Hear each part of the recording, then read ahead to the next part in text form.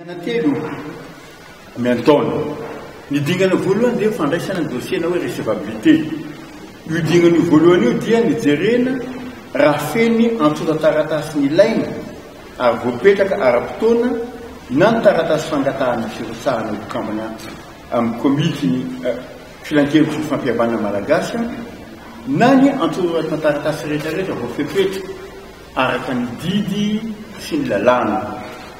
Ny fanamarina dia ny daty nandraisan'ireo taratasy voalaza ireo tao amin'ny fobe tato zany ny komitiny na komity pirenena amin'ny fantenany ireo izay ho amin'ny filan-kevitry ny fampihavanana malagasy Antananarivo na teny amin'ny district na tany amin'ny poste na colis postaux ka ny tombo-kasen'ny poste ny manamarina azy mijerena eto amin'izay. Io dia misy fahatarana eny tany amin'ny faritra ary azonao anontaniana daholo inona moa mahatonga ny zovavy madame Colette voahita milaza hoe betsaka amin'ny fanampy satria hita miariary fa voamafy ny faritra lavitra satria ny poste ohatra fotsy zao ny poste Robetroka moa zay mbola mandalo any Toliara aloha zay vao tonga Antananarivo. Ny ao Antsy mbola mandalo any Antsiranana aloha zay vao miverina Antsy tonga eto Antananarivo. Zavatra tanzany olona sito amin'ny efapolo no tsy voaray vokatry zany. Ny tena nampalahelo azy tsy aveniko dia ray aman-dreny lehibe avy any Morombe niala tany Lakamisy latsinainy vao tonga teto. Tsy azoko niraisiny satria zay ny lalàna. Ary be dia be tamin'ny olona disorina reo tena olona hoe vonona ary nandray andraikitra tamin'ny fampihavanana. Ny dingana faharoa dia ny admissibilité. Io dingana faharoa io kosa dia namakafaka araka ny atao taratasy voaray ny mikasika ny vantana ny candidat zay malizy azy hiavany amin'ny lafika. Le recevabilité dia misy fampivoaka. Ny admissibilité io no voakatsika androany. Anisan'ny mijerena tamin'izany fahazahoany ny asa miandry azy amin'ny fampihavanana malagasy araka azy voasoratra ao amin'ny lalàna numéro 2016-037 tamin'ny 9 févroary 2017 mikasika ny fampihavanana pirenena. Azo ve ny asa anirahana azy compréhension de la mission. Ny vinanana mikasika izany asa miandry azy zany vision. Ahoana ny vision momba zany fampihavanana malagasy zany. Ny kaikefa manokana hanana ny momba ny atao hoe fampihavanana malagasy expérience. Ny fahafantarany ny faritra dia hotsahana sy ny asa efa nataony tao ka mety ahalalan'ny olona azy. Fantany ve ny faritra hotsahana dia ny fahalalana Madagasikara araka ny faritra efa ny esansy nipetrahana sy ny sisa. Fantany ve Madagasikara zany hoe mila mahafantatra ny faritra zay ny hotsahany ary mahafantatra ny Madagasikara mazava ho azy ny zato ny malagasy.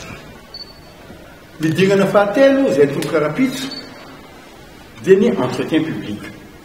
Rehefa nidinika zay ny sala io moa zany tamin'ireo ray aman-dreny zay ny alohanay tsy zay koa nanomboka ty fampihavanana malagasy fampihavanana pirenena ity.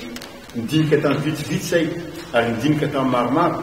Inona daholo ny lesoka zay hoe tokony areny maro ny resahana zareo. Tsy lesoka vokatr'ireo membre fa lesoka noho ny processus napetraka.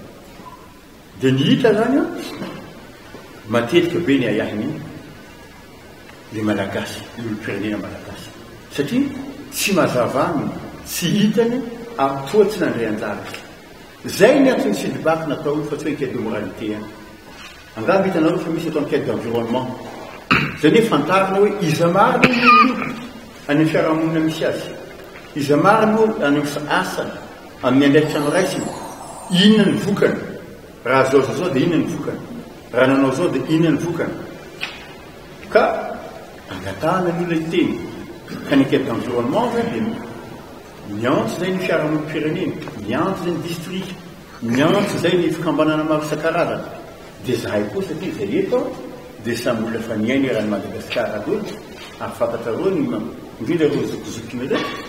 Reo koa zany manana raha tsy mangaiky anana manamarina hoe manasoaso ve ty mitantarakena sa manatebaka fotsiny manosipotaka satria tsy tiany olo zay ny fampiaina ka io atao entretien public atao salle de science ao antemeringolo ao Sénat zany manomboka rapitso alarobia 6 Aogositra 2024 amin'ny 6 ora ka manomboka amin'ny 7 ora sasany no misokatra amin'ny barabara io zany dia azona rehetrarehetra atreno mba tsy lazana hoe asaina antsika manatrika fa tsy avy marina hoe raha fahafantarako azy mba ho anjahatra any ny zakany ao ka ataontsika fatsakany an-taninareo izy ty ny aloha aloha ka zay ty azo toerana ary zay napetraka sara afa-tsy hoe tena hoe ireo ray aman-dreny manana ndraiky manokana dia tsisy prérogative spéciale atika hoe za ndray apetraka hoe tosapa ohatran'izao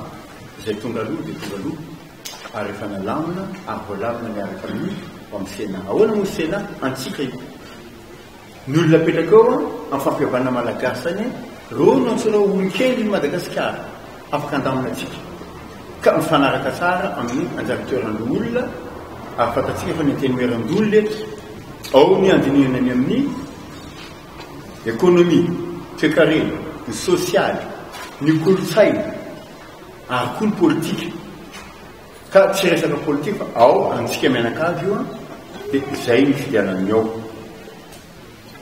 io dignana fahatelo sady farany io ny fantenany candidat admissible amin'ny komity mifantsiny zao mpikambana ao amin'ny filan-kevitry ny fampiavana malagasy candidat folo isamparitra no andalo isivana farany io zany hoe reo folo rehefa dinina zany to ataratasy manana note avo indrindra reo ny raisa dia tsy misarana enquête de moralité sy ny enquête d'environnement mitosy mba ahatonga anay tsy midisorina satria ny faharoapolo ny volana manomboka ny faharoapolo ny volana Aogositra dia efa tsy misy atao hoe tapitra ny mandanay tsy afaka mamoaka ny mination zay ka eo anatrehan'ny fotoana zay miazakazaka dia natao mitanjoto parallèle zany ny audition publique sy ny enquête de moralité ary ny enquête d'environnement